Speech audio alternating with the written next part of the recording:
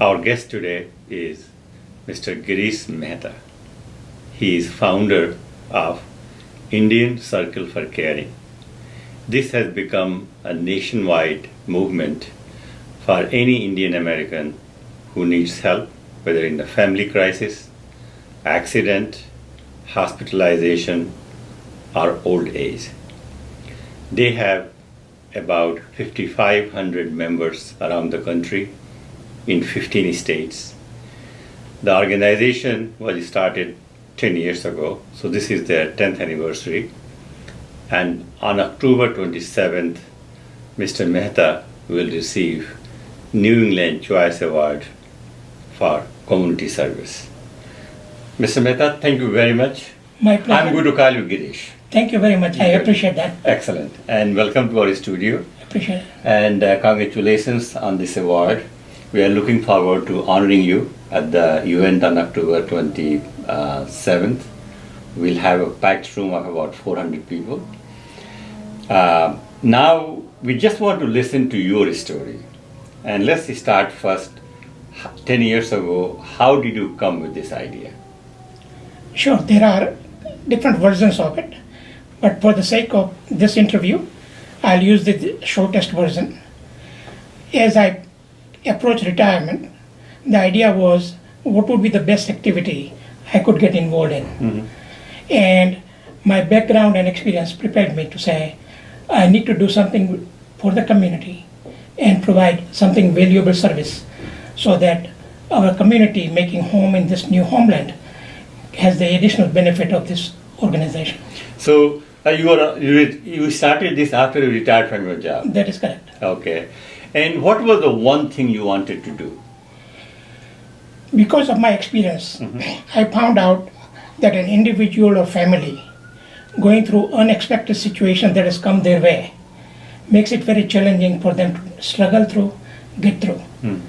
So if somebody was by their side to hold their hand, to guide them, to support them, it would make their journey manageable. Okay. And that was one thing we wanted to do. So now, whenever I go to any major Indian event, I always see you there or somebody from your organization and both there.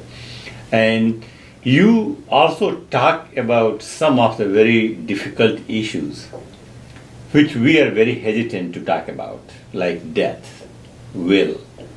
And tell us about that, how you deal with this and what is the response of people? Initially, when we started the organization on August 15th, 2007, on the bank of Charles River at IAGB's event, we shared our vision, and within 4 hours, it was clear to us by the response of the people who came by.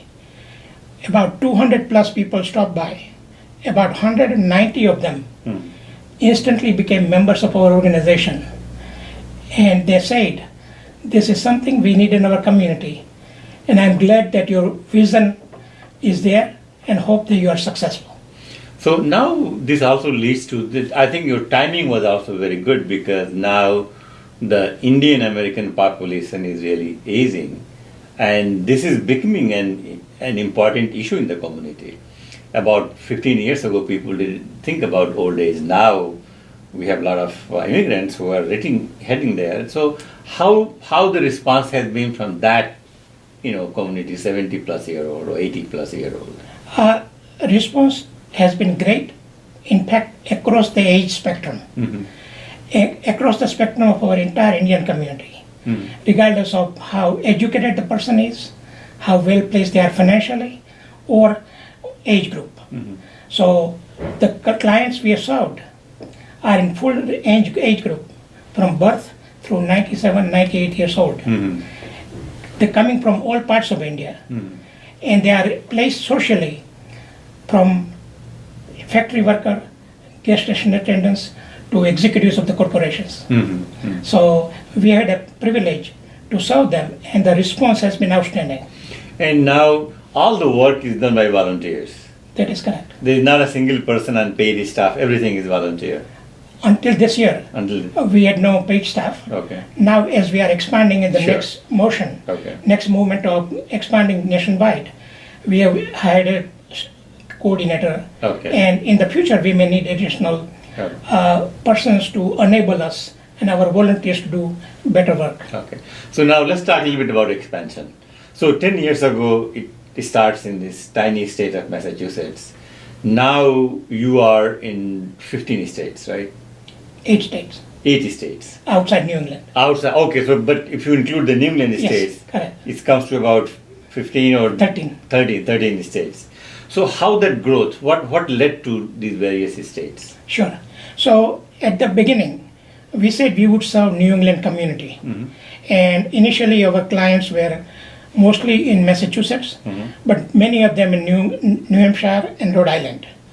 And as we served the community, our reputation and what we do spread across the country, in fact. And we began to receive calls from outside the state, acknowledging that ICC is not in the state, but they wonder whether we could support them and guide them. And that was overwhelming and wonderful for us. At the same time, as we met with other community leaders across the country on a personal basis, we found out that this is a unique organization across the country.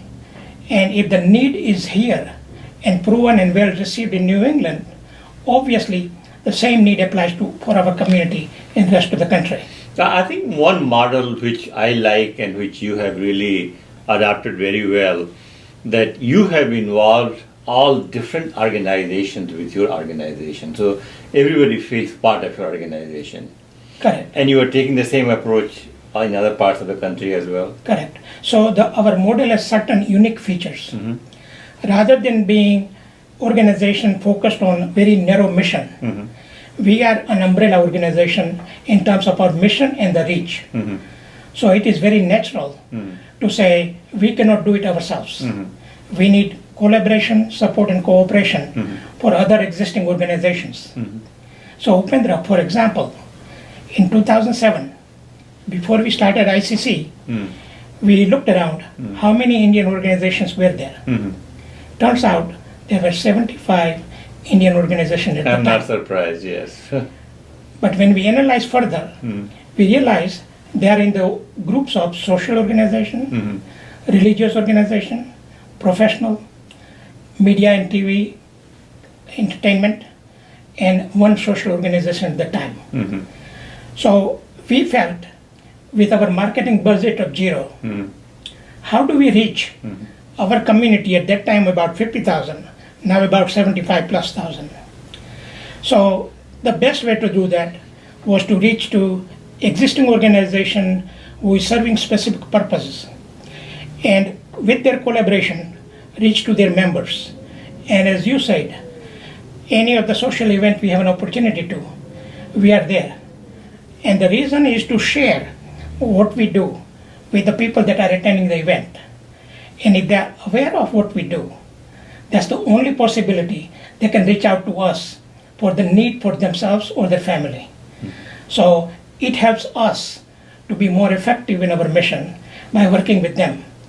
And in return, the organization we work with benefits because they gave us the platform to share our ideas and our presence in front of their members. So their members benefit. And if their members benefit, our community gets stronger. So there are a whole bunch of benefits by working collaboratively and cooperatively. Now, let's talk about a few tips from you, for example, especially, the one topic which even personally I have not done it, but I often think, I'm going to do this, and then again, something else comes up. Why you think is the will is so important? So, oftentimes, as we worked hard, and most of us came to this country without any financial strength, but we came with our intelligence, our education, and our drive to succeed. That's how most of us came. So we know how to manage our money. We know how to handle finances. But when it comes to something important, such as healthcare proxy and a living will, that is a subject that is not addressed. And it does not come to the top of the bucket list of things to do for anybody. So we thought in December of 2007, in fact, that this is a missing link. So besides serving community through volunteering efforts on a need-to basis, we should take some proactive steps to educate and inform our community about certain salient things that have been missed. And our healthcare proxy has become a signature initiative for us. We have done it in 17 states at over 60 locations, and over 15,000 beneficiaries through workshops and presentation have learned about it and prepared the document at no charge. Excellent. Now, to support your mission and cause, what Indian community can do for you or for your organization? We are blessed that on our website we have identified 60 organizations that support us. Their support to date, at the minimum, is pat on the back and saying you're doing a great job and allowing us to be at their events so we can spread the word. We are creating a new category called partner organization beginning soon. And that partner organization would have more at stake in mutual success. But in no case there will be a financial transaction of any sort. So it will be supporting each other so our community is better off. That's the mission. And where the funding comes from for your organization? Volunteer donations or how it works? Correct. So what we decided at the outset is that if we want to be a purely a volunteer organization that is highly respected, we want to have no fees for our membership. All our events of healthcare proxy workshop, etc., are free of charge. Yeah, sure. And our service to the client is without any expectations in return. And that model has proven well. And we want to continue that as we go forward. People have seen our work. And as a result, unsolicited donations do come our way. And we gracefully accept it and we acknowledge it on our website for their life-to-date donations. Similarly, we thought financial transparency for any organization is important, particularly as non-profit as us. So we put together also last 6 years of expenses on the website, so people can see who are those good-hearted individuals who are providing financial support unsolicited, as well as where is the money going. And that helps in credibility and in getting our reputation that is, we think, is a sterling reputation. Excellent. Now, the one project which I think you had a very good vision to start, and I think you did start, but how far did it go? I'm just curious, and I thought I will just ask you that you started some sort of a living project with the Cummings properties. What happened with that project? Yeah, we are still underway. Okay. We were ahead of our time. We thought the need in our community was greater than it really was, or acknowledged by our community. So today we have 4 residents on that. So already you have 4 residents. We have 4 residents on that property at Cummings Foundation, property at New Horizon in Marlborough. 10 days ago, we had 14 visitors that I was with them, giving them a guided tour and informing them, educating them about the project. So we are continuing the project, and Mr. Cummings and Cummings Foundation has promised continuing support. And his idea that we fully agree with is once our community grows to a critical mass beyond up to 10, then he is prepared to have an Indian chef to prepare Indian food, social and cultural places within the campus, so that an Indian resident on that beautiful campus of 24 acres would not only have all the available facility, but an added bonus of Indian food, Indian cultural and social environment, and be with like-minded people. So we are still pursuing it.